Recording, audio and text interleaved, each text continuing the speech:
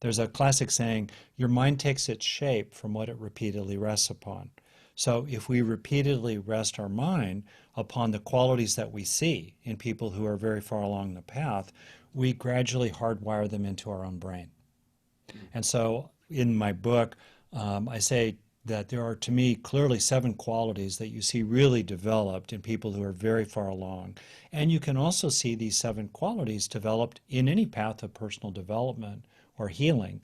And with modern neuroscience, we can gradually and plausibly exploit what we are now learning about what's actually happening in the body, in our biology, our hardware, as people are experiencing and developing these 7 qualities. So, as an overview, I'll name these 7 qualities, and people listening can kind of register where they're at with each one of them.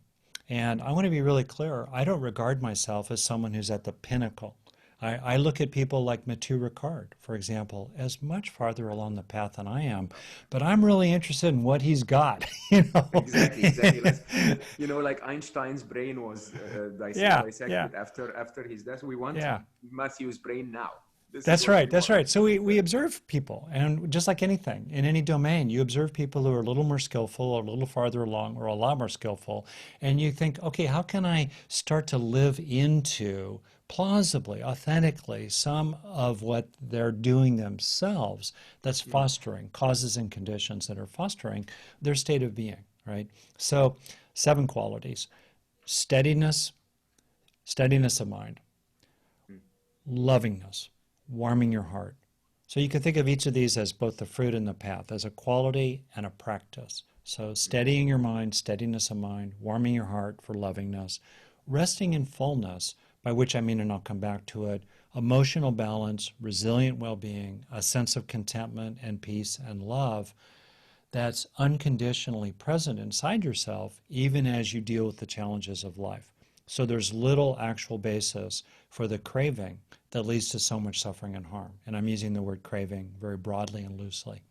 And then the fourth is being whole, feeling undivided, and having a sense of being your mind process as a whole and recognizing things as a whole rather than getting caught up in one part struggling with another part.